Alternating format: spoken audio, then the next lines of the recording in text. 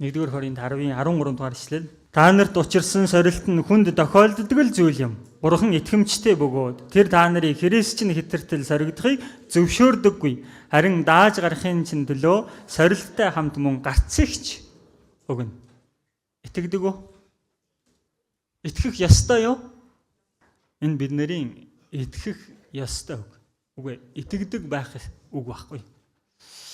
Бурхан энэ үгийн дагуу үйлдэх болоо үйлдэхгүй болоо. Надад гарцыг гаргаж өгөх болоо өгөхгүй болоо. Өгнө гэнэ хань. Гэтэл бид нар яадаг вэ гэхлээр нөгөө нөхцөл байдалдаа за одоо нөгөө хэцүү байгаа нөхцөлдөө өөрийгөө аваач тавьчаад энэ үгийг сонсороо.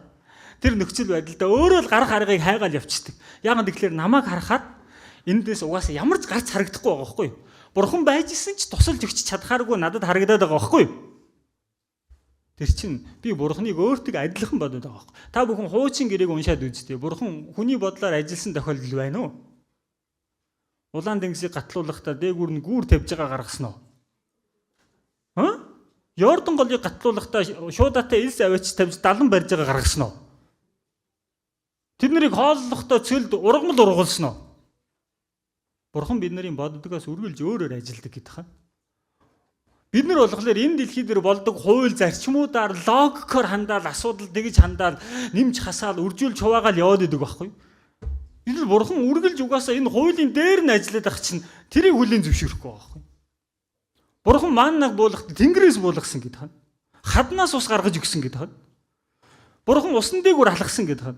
572 загсаар 50000 хүнийг хооллсон гэдэг хаа. Энд чинь байгаль дээр байдаг хууль юу? Байхгүй гэдэг. Нэгэнд Бурханы ажилдаг зарчим нь хүнийхээс өөр өндөр байхад чинь тэрэн дээр би наагур нь санаа зовоод яах юм бэ гэсэн. Тийм биш гэж бахан дэснэраа. Доошоо газар хатуу, дээшээ тэнгэр хол гэж ярьдаг штеп. Яг газар хатуу байж болох юм. Тэнгэр бол онгорхоо гэдэг хаа. 3 дахь замыг Бурхан хизээд гаргаж өгдөг. Бид нар яагаад тэрийг үзэхгүй вэ? Итгэлгүй учраас. Яагаад Бурханы гайхамшигыг хүмүүс Израильчууд их үзэж чадаагүй лээ? Тэд итгэлгүй учраас. Итгэгчд болно гэдэг хаа. Тэгвэл та тэр Израилийн ард түмэн шиг гайхамшиг дунд амьдрна гэдэг. Одоо гайхамшиг байхгүй гэж бодож байна уу? Гайхамшиг байгаа шүү дээ. Та бүхэн итгэлийн амьдралдаа Бурхан ямар гайхалтайгаар ажилдаг вэ гэдгийг мэдрээд амьдраасаа гэж хүсэж байна. Итгэл амьдрчих нь болох байхгүй. Ром 8:28-ыг уншийе. Бурханыг хайрладаг, түүний зорилгын дагуу дуудагдсан хүмүүсийн сайн сайхны төлөө бүх юм хамтдаа ажилдаг гэдгийг бид мэднэ. Итгэдэг үү? Миний итгэлийн амьдралд энэ Ром 8 дугаар бүлэг их зүйлийг хийж өгсөн юм шиг байна. Анх нөгөө чуулган байгуулагдаад удаагүй бас аврагдаад удаагүй байхад дандаа тэмцээн зохион байгуулдаг. Тэгээ яадаг вэ гэхээр Библийг ингээд бүлэг бүлгээр нь зээжилдэг тийм тэмцээнтэй. Тэгээ шагналын сан их томоо тэр чин гоо сайхны сет өгөн том том юм өгнө. Тэгэхээр тэрийг авах гал зээжлээд идэг байсан байхгүй. Нэг өдөр пастор дээр орж загнуулаа.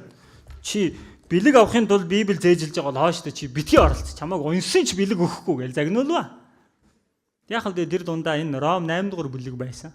Тэгсэн энэ зээжилсэн ишлэл маань миний итгэлийн амьдралд баян хамт байсаар хэрэгтэй үе болгон тусалсаар ирсэн.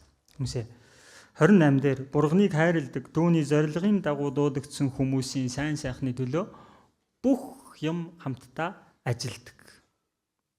Нэгсэн доо биднэрт тохиолдож байгаа энэ бүх юм хамт ажилласаар нэмж хасаад хуваагдаж үржүүлж ингэж ажилласаар байгаад тэнцүүгээд үр дүн тавьсан чинь ард талд нь ямар дүн гарах вэ гэхээр сайхан гэдэг үр дүн гаргадаг гинэ.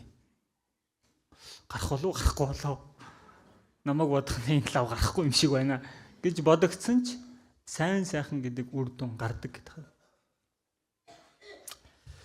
Тэгэхээр Бурханы эдгээр үгсэд бид нар итгэхэд амьдрах юм бол хизээд бид нар амар тайван дотор бүрэн дүүрэн баяр хөөртэй амьдарч болдог бахнэ. Бурхан бид нарыг тэгж амьдраасаа гэж хүсдэг бахнэ. Мэдээ санаа зовох үе байлгүй яах вэ? Тэр үе гарч ирэх болгондоо эдгээр үгсийг санаад эргээд хүчтэй байгаад эргээд амар тайван байгаасаа гэж Бурхан хүсдэг учраас л энийг өгч байгаа.